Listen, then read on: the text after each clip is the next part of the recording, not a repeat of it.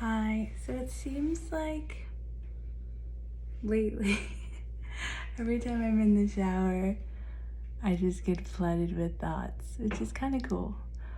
And in tonight's shower, I was thinking, man, the word trauma just has so much negative connotation to it and so much negative stigma. And for what? I would say probably last year this time, I told someone I'm traumatized from my previous relationship. And then I kind of felt like, oh man, that's such a big statement and word that I kind of went back and I was like, well, not traumatized, but it just happened. So I'm sorting through it, and now I feel like my mentality is so different than it was last year this time. And I don't know why it has why did I feel embarrassed for saying such a thing? I think when you see that word, it's just oh, well, someone can't I don't know, be a regular human being almost. They're set back because of stuff that happened to them, and they're not capable of moving forward.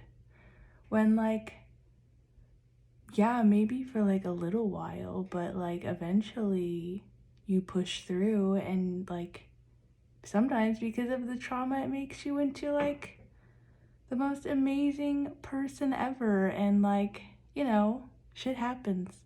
So I think it should actually have the opposite effect, that it shouldn't be kept in the dark and kind of the shame word. It should be kind of taken out of those shadows and brought to the light, and to undergo something so stressful and maybe depressive or anxious, whatever you want to say. It takes a lot of guts. It takes a lot of guts, to be honest, and I'm kind of learning that now. And I used to just you know that shit would kind of go under my ego and be well, I'm not going to share anything about my personal life because I'm a professional and blah blah blah blah. And I think it's now, I feel we almost need that.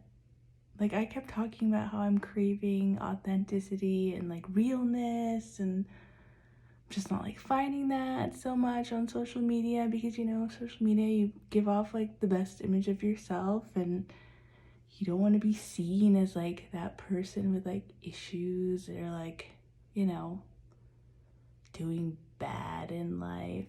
So you give off your best pictures where you look hot as shit, and you're doing something cool. I'm so guilty of that. I don't want people to know I'm sitting here crying every night or something. Plus I don't want to see that on my own page when I look, because sometimes I love to look back and be I did do crazy shit this year, but it was a good year. But yeah, sorry, that's a shower noise.